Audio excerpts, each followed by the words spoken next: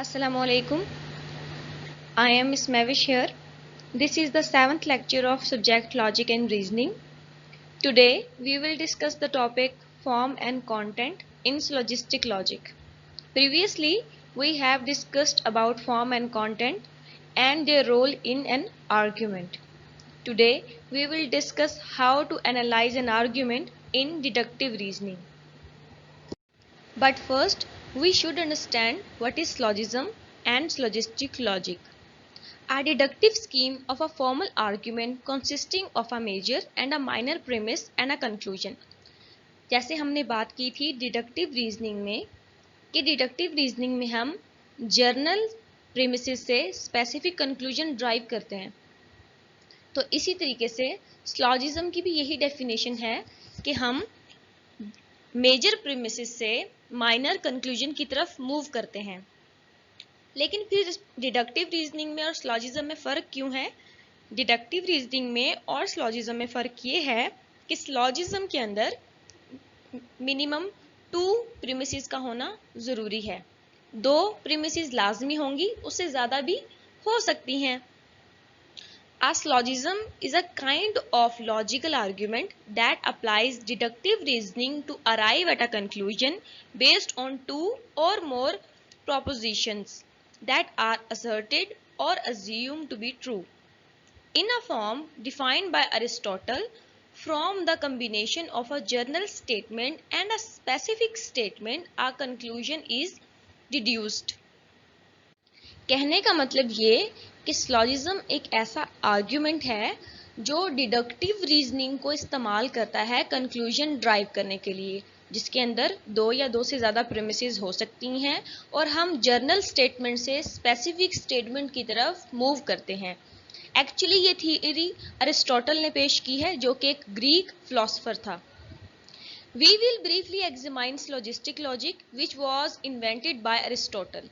Definitely हम syllogistic logic को detail में पढ़ेंगे और जो भी इसमें आर्ग्यूमेंट्स हैं हम उसे एनालाइज करेंगे।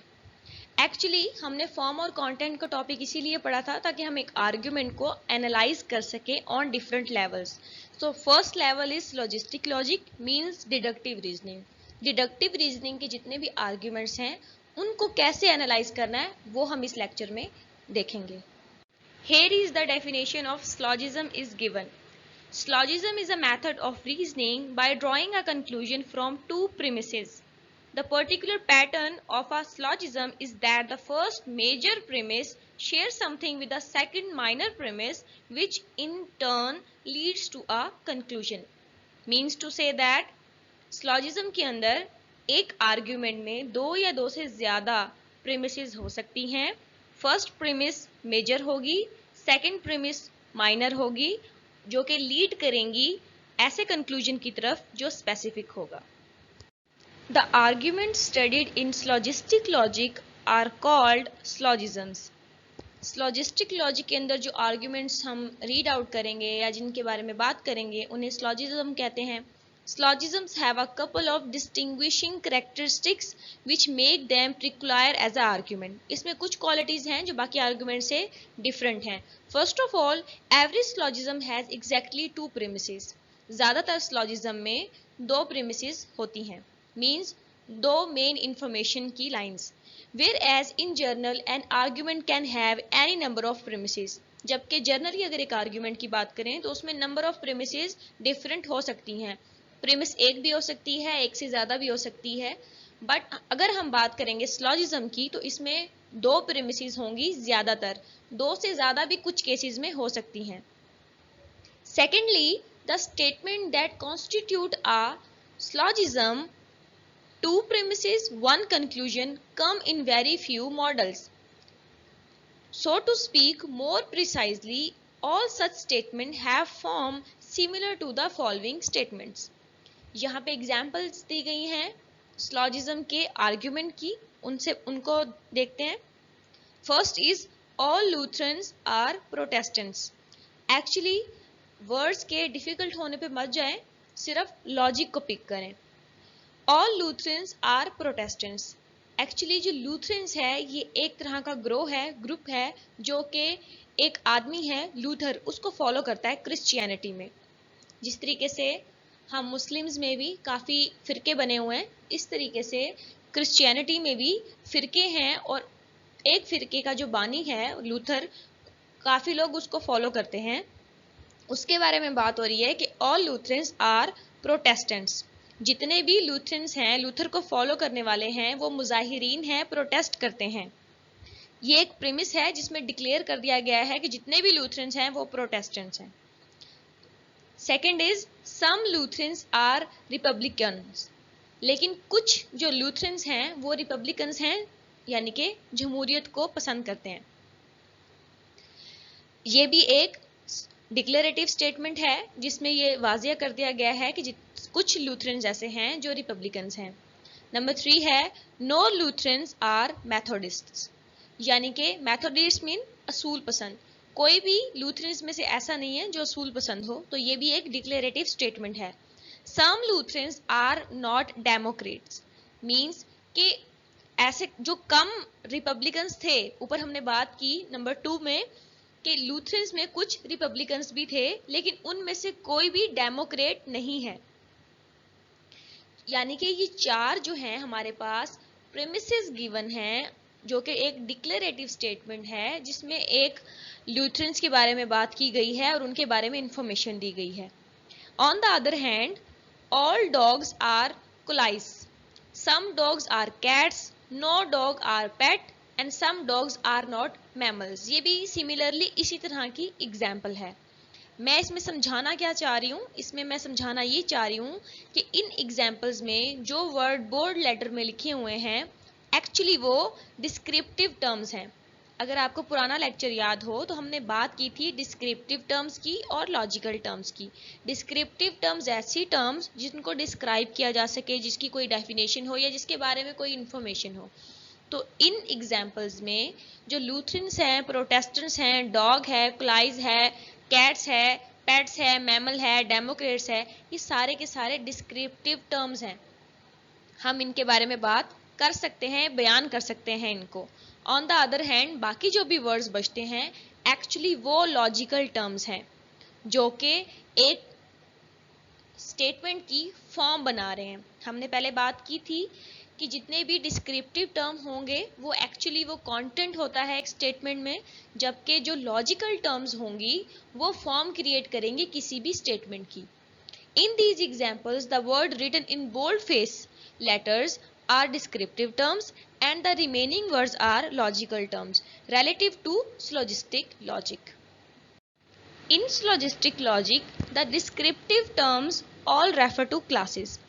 जितनी भी descriptive terms होंगी हम उसे classes बोलेंगे. For example, the class of cats or the class of mammals. On the other hand, in syllogistic logic, the logical term are all used to express relation among classes. और बाकी जितनी भी terms हैं उन्हें logical terms कहेंगे और वो descriptive terms के आपस में रिलेशन को बयान करेंगी। For example, the statement on line number 1 state that a certain class Lutherans और dogs is entirely contained in an other class Protestants और collies. Note the following about the 4 pair of statements previous. In each case, the pair contains both a true statement on the left and a false statement on the right. जितनी हमने examples back पे देखी हैं उनमें से जो left पे हैं वो सारी ट्रू स्टेटमेंट्स हैं, जबकि जो राइट पे हैं वो सारी फॉल्स स्टेटमेंट्स हैं। Also in each case the statement are about different things. ना सिर्फ वो सही और गलत हैं बल्कि वो डिफरेंट चीज़ों के बारे में हैं। Thus we can say that two statements differ in content, यानी कि उनका जो content है वो different है। Note, however, that in each pair the two statements have the same form, जबकि जो उनकी form है two statements की वो same है। Thus, although all Lutherans are Protestants, differ in content from all dogs are colis. These two statements have the same form. Means कि अगर हम एग्जाम्पल लें, ऑल लूथरन्स आर प्रोटेस्टेंट्स, जितने भी लूथरन्स हैं वो प्रोटेस्टेंट्स हैं, और दूसरी जो एग्जाम्पल है all dogs are collies, actually इन दोनों की सेम फॉर्म बन रही है, बट इनके अंदर जो टर्म्स यूज हो रही हैं वो डिफरेंट हैं। तो इसलिए हम कह सकते हैं कि इन एग्जाम्पल्स में, इन प्रेमिसेस में जो इनका कंटेंट है वो डिफरेंट है। It's mean they have same form but they are different in content. The sentences 1 to 4 are what we call concrete sentences. They are all actually sentences of a particular actual language like English. Concrete sentences are to be distinguished from sentences forms.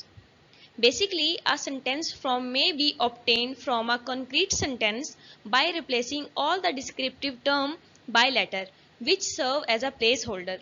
For example, sentences 1 to 4 yield the following sentence forms. कहने का मतलब ये कि हमारे पास जितने भी sentences होंगे, जो प्रीमिसेस हमारे पास मौजूद होंगी और वो ठोस होंगी, मींस डिक्लेरेटिव है, हमने डिक्लेयर कर दिया एक प्रीमिस के अंदर, इसीलिए उनको कंक्रीट सेंटेंस कहा गया है। कंक्रीट का मतलब ठोस होता है।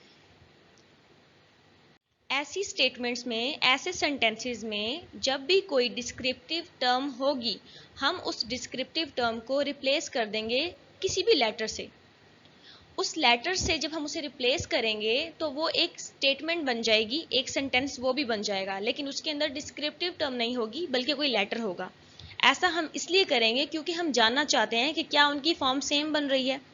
तो अगर हम मिसाल लें पिछली एग्जाम्पल से, तो F1 हमने फॉर्म 1 बनाई, ऑल एक्स आर वाई। इसमें हमने जो लूथरन्स था उसे एक्स पुट कर दिया और जो प्रोटेस्टेंट्स था उसे वाई पुट कर दिया। और इसी तरीके से अगर हम डॉग्स को एक्स पुट कर दें और कुलाइस को वाई पुट कर दें तो हमें पता चलता है कि दोनों की फॉर्म सेम है। फॉर्म नंबर 2 देख लेते हैं, some X are Y. Form number 3, no X are Y and some X are not Y. ये दोनों जो एग्जाम्पल्स हमने लास्ट में देखी हैं 4 प्रेमिसेस की, उनकी सेम फॉर्म बन रही है by replacing it X and Y. The process can be also be reversed.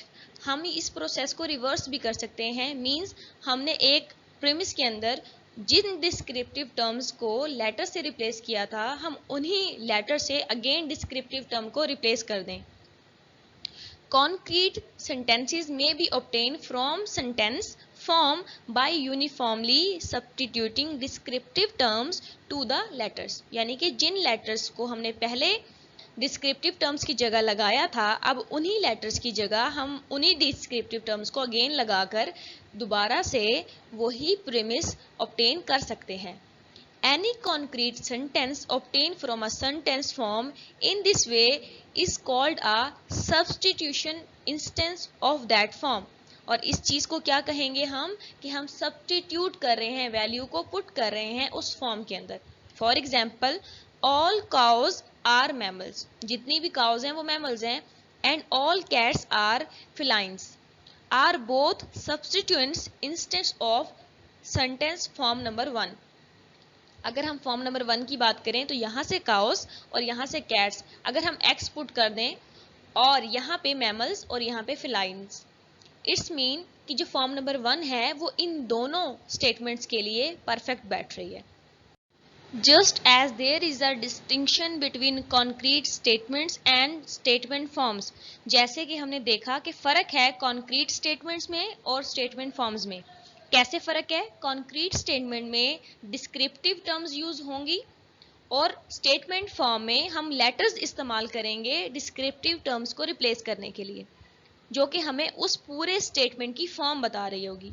बिल्कुल इसी तरीके से there is also a distinction between concrete argument and argument form. Definitely concrete argument वो होगा जिसके अंदर डिस्क्रिप्टिव टर्म्स होंगी और आर्ग्यूमेंट फॉर्म वो होगी जिसके अंदर हम डिस्क्रिप्टिव टर्म्स को लेटर से रिप्लेस कर देंगे और आर्ग्यूमेंट की फॉर्म बताएंगे। A concrete argument is an argument consisting of entirely of concrete statement। यानी कि कंक्रीट आर्ग्यूमेंट ऐसा आर्ग्यूमेंट है जिसके अंदर कंक्रीट स्टेटमेंट्स हैं और कंक्रीट स्टेटमेंट्स के अंदर डिस्क्रिप्टिव टर्म्स मौजूद होती हैं। An argument form is an argument consisting of entirely of statement form. The following are examples of concrete arguments. जैसे कि कंक्रीट आर्ग्यूमेंट कंक्रीट स्टेटमेंट्स पे मुश्तमिल होगा, बिल्कुल इसी तरीके से आर्ग्यूमेंट फॉर्म स्टेटमेंट फॉर्म्स पर मुश्तमिल होगा। अब हम एग्जांपल्स देखते हैं कंक्रीट आर्ग्यूमेंट की। एग्जाम्पल नंबर 1 है all Lutherans are Protestants, some Lutherans are Republicans, therefore some Protestants are Republicans. अब इस एग्जाम्पल में जो एक्चुअली डिस्क्रिप्टिव टर्म्स हैं वो इस्तेमाल हो रही हैं, तो इसीलिए जितनी भी स्टेटमेंट्स इसमें यूज हुई हैं, क्योंकि वो कंक्रीट स्टेटमेंट्स हैं, तो इसीलिए जो ये आर्ग्यूमेंट बन रहा है ये एक कंक्रीट आर्ग्यूमेंट है। Example number 2 all Lutherans are Protestants, some Lutherans are Republicans, therefore some Lutherans are Republicans. Example number 2 में भी जो स्टेटमेंट्स इस्तेमाल हो रही हैं वो कंक्रीट स्टेटमेंट्स हैं, इसीलिए जो आर्ग्यूमेंट फॉर्म हो रहा है वो भी कंक्रीट आर्ग्यूमेंट है। Note we use the slash symbol to abbreviate therefore. Actually हम देयरफॉर यूज करते हैं कंक्लूजन के साथ ताकि हमें पता चल जाए कि ये कंक्लूजन है, तो यहाँ पर देयरफॉर की जगह हमने स्लैश सिंबल यूज किया है जो कि ये डिफाइन कर रहा है कि ये एक कंक्लूजन है। और इन दोनों एग्जाम्पल्स में एक चीज अगर आप नोट करें तो डिफरेंट है, वो ये है कि पहली एग्जाम्पल में लूथरन्स आर प्रोटेस्टेंट्स, लूथरन्स ही रिपब्लिकन्स हैं, therefore some Protestants are Republicans, यानी कि जो दोनों y की वैल्यू हैं उन्हें आपस में कंबाइन किया गया है कंक्लूजन में। जबकि एग्जाम्पल नंबर 2 में Lutherans are Protestants and Protestants are Republicans, therefore some Lutherans are Republicans, यहाँ पर x और y दोनों की वैल्यू को कंक्लूजन में ऐड किया गया है। In order to obtain the argument form associated with example 1, we can simply replace each descriptive term by its initial letter.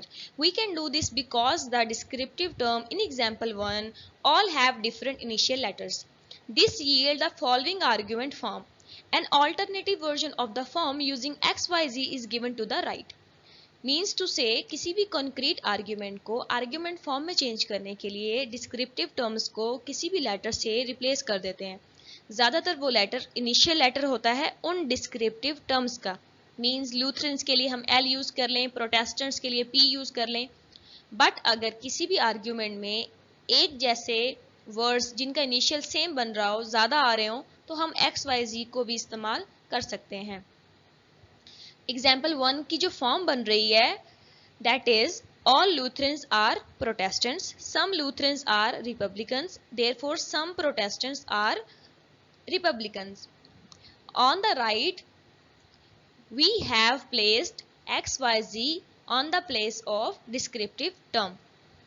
By a similar procedure we can convert concrete argument example number 2 into an associated argument form. And similarly हमने example number 2 को भी argument form में change कर लिया है। Observe that argument in example number 2 is obtain from argument in example number 1 simply by interchanging the conclusion and the second premise. In other words, these two arguments which are different consist of precisely the same statements. They are different because their conclusions are different. They are different in that one is a valid argument and the other is an invalid argument. दोनों examples में हमने second premise को conclusion से interchange कर दिया है, जिसकी वजह से ये दो अलग अलग आर्ग्यूमेंट्स बन गए हैं क्योंकि इनका कंक्लूजन मुख्तलिफ हो गया है। इनमें से एक आर्ग्यूमेंट वैलिड है और एक आर्ग्यूमेंट इनवैलिड है। Do you know which one is which? कौन सा आर्ग्यूमेंट कौन सा है, सही है या गलत है? In which one does the truth of the premises guarantee the truth of the conclusion? In driving an argument form from a concrete argument, care must be taken in assigning letters to the descriptive terms. First of all, different letters must be assigned to different terms. We cannot use L for the both Lutherans and Protestants. Secondly, we cannot use two different letters for the same term. We cannot use L for Lutherans in one statement and Z in the another statement. कहने का मतलब ये कि जब भी हम किसी भी कंक्रीट आर्ग्यूमेंट को आर्ग्यूमेंट फॉर्म में चेंज करेंगे तो हम जितनी भी डिस्क्रिप्टिव टर्म्स हैं उनको किसी भी लेटर से रिप्लेस कर देंगे, और हमने ये ध्यान में रखना है कि जिस लेटर से उसे रिप्लेस किया गया है कोई और टर्म को उसी लेटर से डिनोट ना किया जाए, वो यूनिक हो। इस लेक्चर में हमने बात की फॉर्म एंड कंटेंट की, और फॉर्म एंड कंटेंट की हमने बात की सिलोजिस्टिक लॉजिक में। मींस पहले हम आर्ग्यूमेंट को एनालाइज कर रहे थे और हमें पता चला कि हम आर्ग्यूमेंट को डिफरेंट लेवल्स पे एनालाइज कर सकते हैं, डिडक्टिव रीजनिंग में भी, इंडक्टिव रीजनिंग में भी और अबडक्टिव रीजनिंग में भी। तो हमने स्टार्ट किया डिडक्टिव रीजनिंग से, और डिडक्टिव रीजनिंग के अंदर हमने सिलोजिस्टिक लॉजिक को चूज किया, और हमने ये देखा कि किसी भी आर्ग्यूमेंट को किस तरीके से फॉर्म और कंटेंट के अकॉर्डिंगली चेंज किया जा सकता है, उसे मज़ीद सिंप्लीफाई किया जा सकता है ताकि हमें उसके कंटेंट का और उसकी फॉर्म का पता लग सके। एक आर्ग्यूमेंट को हमने स्टेटमेंट्स में डिवाइड किया, स्टेटमेंट्स में डिवाइड करने के बाद हमने उस स्टेटमेंट में से डिस्क्रिप्टिव टर्म्स को और लॉजिकल टर्म्स को अलग अलग किया। जितनी भी डिस्क्रिप्टिव टर्म्स थी हमने उसे लेटर से डिनोट किया और उसके बाद उस आर्ग्यूमेंट की फॉर्म बताई। ऐसे आर्ग्यूमेंट्स जिसके अंदर डिस्क्रिप्टिव टर्म्स यूज हुई थी डिस्क्रिप्टिव आर्ग्यूमेंट कहलाया, कॉन्क्रीट आर्ग्यूमेंट कहलाया। जबकि ऐसा आर्ग्यूमेंट जिसके अंदर फॉर्म बताई गई थी, मींस डिस्क्रिप्टिव टर्म्स रिप्लेस की गई थी लेटर से, ऐसे आर्ग्यूमेंट को हमने आर्ग्यूमेंट की फॉर्म बोला। आई होप आपको यह लेक्चर समझ आया होगा। Thank you so much.